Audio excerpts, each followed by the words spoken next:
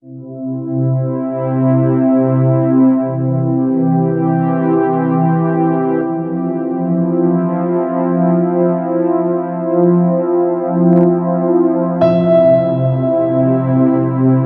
champions, what's up with you? Thank you so much for tuning back into my channel, that is #Vishin, and I am your personal auxiliary Vinay Panikar.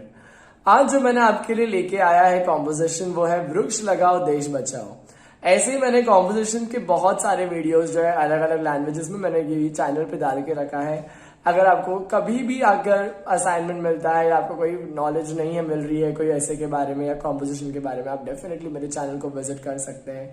यहाँ पे मैंने आपके लिए सिर्फ specially हर एक composition को बहुत प्यार से बहुत अच्छे से समझाया है। आप प्लीज मेरे चैनल को सब्सक्राइब कर लीजिए क्योंकि ये आपको आगे भी और मदद करेगा ये चैनल, और इसी के साथ में लाइक भी करना मेरे इस वीडियो को और आगे शेयर भी करना।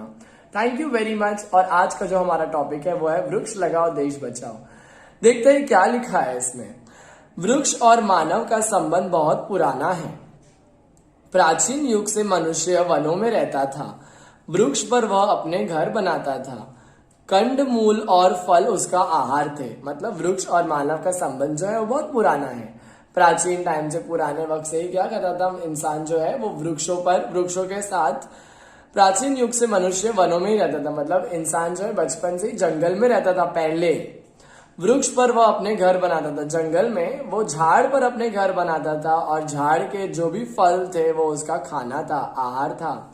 वेदों और पुराणों के समय भारत के ऋषि मुनि और तपस्वी वनों में ही रहते थे। मतलब वेदों और पुराणों के हिसाब से जो भारत के ऋषि थे, बड़े बड़े संत थे, उन लोग जंगल में ही तपस्या करते थे, ऊपर वाले का नाम जपते रहते थे। आरण्यक और उपनिषद ग्रंथों की रचना वनों में ही हुई थी। मतलब जो बड़े बड़े ग्रंथ जो लिखे हैं आजकल के तारीख में जो हम पढ़ते हैं वो भी कहाँ लिखी गई थी? वन में ही, जंगल में ही लिखी गई थी। इस तरह भारतीय संस्कृति का जन्म वनों में हुआ। वर्षों तक वृक्ष हमारे संरक्षण और विश्वसनीय मित्र की भूमिका निभाते रहे। मतलब बहुत सालों तक का जो वृक्ष है वो क्या करने लगे, हमारे जो विश्वसनीय मित्र की भूमिका। मतलब क्या, हमेशा एक इंडिपेंडेंस हम लोग को नहीं मिला, हम लोग वृक्ष के साथ में हमेशा डिपेंडेंट ही रहे हैं। ओके, बाद में मनुष्य ने वनों और वृक्षों की उपेक्षा करने शुरू किया। वनों की अंधाधुंध कटाई होने लगी।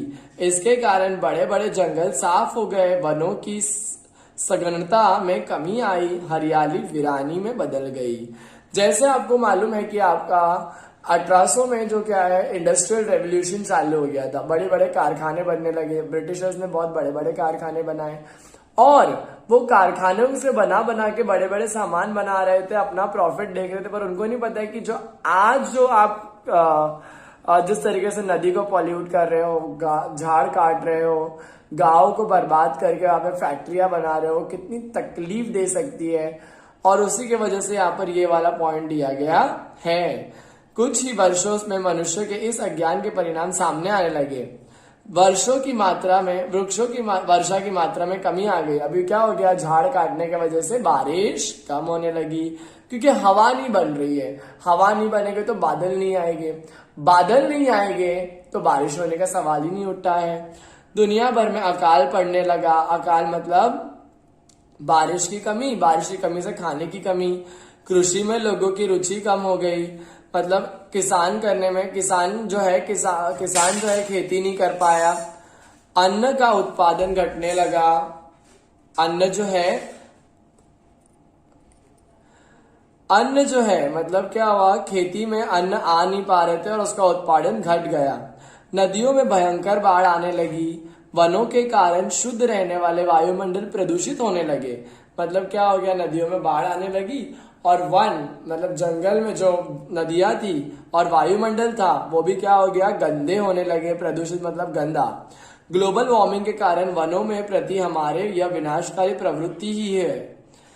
आज हम अपनी इस प्रवृत्ति के भयंकर दुष्परिणाम भोग रहे हैं। ग्लोबल वार्मिंग होने लगा। एसी यूज करने के चक्कर में हम लोग ने बहुत पॉल्यूशन फैला दिया है एनवायरनमेंट में, और झाड़ लगा रहे नहीं है इंसान, तो उससे और भी पॉल्यूशन का प्रॉब्लम होने लगा। यह अच्छी बात है कि अब हम अपनी इस भूल का ज्ञान हो गया है, इसी कारण से वृक्षारोपण के प्रति जागृति आई है। मतलब ये अच्छा हो गया कि हम लोग को ये जो गलत काम कर रहे थे उसके बारे में हमको पता चला, और अच्छा हुआ कि लॉकडाउन भी हो गया। लॉकडाउन होने से क्या हो गया कि जितना भी जो एनवायरनमेंट में डैमेज हुआ था वो एक तरीके से क्या हो गया, हील हो गया। हील मतलब क्या, जख्म के जो घाव रहते हैं वो भर जाते हैं ना, उसी तरीके से जो भी तकलीफ हुई थी धरती माता को, जो भी तकलीफ हुई थी ग्लोबल वार्मिंग की वजह से, कार्बन डाइऑक्साइड की वजह से, और भी ओजोन लेयर में जो खड्डा हो गया था वो भी बंद हो गया, सब कुछ वापस से क्या हो गया, हील हो गया। आगे बोला गया है कि यह अच्छी बात है कि हमें अपनी इस भूल का ज्ञान हो गया है, इसी कारण वृक्षारोपण के प्रति जागृति आई है। मतलब लोग वृक्ष को उगाने के बारे में ज्यादा सोचते हैं। जगह जगह वृक्षारोपण कार्यक्रम किए जा रहे हैं, अलग अलग जगह पर अलग अलग लोग झाड़ उगाने के बारे में सोच रहे हैं। देश की पंचायतों और नगर पालिका वृक्ष लगाओ देश बचाओ का नारा देकर वृक्षारोपण का अभियान चला रही है। मतलब क्या, देश की जो नगर पालिका है, ये सब जगह जो है वो क्या कर रही है, वो वृक्ष लगाओ देश बचाओ का नारा लगा रही है। मुंबई महानगर पालिका ने भी स्वच्छ मुंबई हरी मुंबई की मुहिम चलाई है। मतलब क्या, मुंबई में भी स्वच्छ मुंबई, अच्छी मुंबई, साफ मुंबई, इसके लिए चालू किया गया है, क्योंकि मुंबई एक इंडस्ट्रियल सेक्टर एरिया है, एक सिटी जहां पर इंडस्ट्रीज बहुत सारी है। तो वहां पर क्या होता है, चांसेस ज्यादा है ग्लोबल वार्मिंग होने के, उस वजह से ज्यादा लोग झाड़ लगाए, ज्यादा वहां पर एक ग्रीन एनवायरनमेंट बने। इसके लिए स्वच्छ मुंबई हरित मुंबई कोई मुहिम चालू की गई है। मुहिम मतलब प्रोग्राम हो सकता है, या तो क्लीनलीनेस ड्राइव हो सकता है, या तो कोई काम हो सकता है, उसको बोले गया मुहिम। लगभग सारे देश में वृक्ष लगाने की प्रवृत्ति चल रही है। हर देश में लोग वृक्ष लगाने के बारे में सोच रहे हैं। लोग अब समझ गए हैं कि वृक्ष ही हमारे सच्चे मित्र हैं, जो सिर्फ हमें फूल फल छाया और लकड़ी ही नहीं देते हैं, बल्कि हमारे उस पर्यावरण को भी शुद्ध करते हैं जिसमें हम सांस लेकर जीवित रहते हैं। मतलब यहाँ पर बोला गया कि वृक्ष हमें सिर्फ फल फूल नहीं देते हैं, वो हमें ऑक्सीजन भी देते हैं।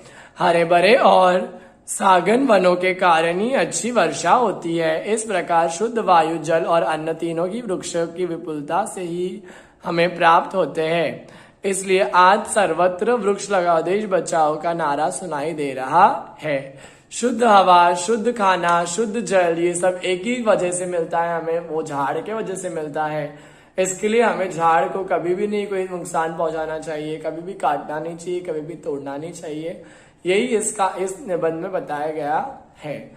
आई होप आपको ये वीडियो यहाँ तक पूरा समझ में आया रहेगा, इजीली आपने इसको समझा रहेगा। अब मैं रिक्वेस्ट कर रहा हूँ कि अगर आपने मेरे चैनल को सब्सक्राइब नहीं किया तो प्लीज करिए, एंड इसको लाइक भी करना है इस वीडियो को। Thank you so much. अभी हम मिलते हैं नेक्स्ट वीडियो में। थैंक्स।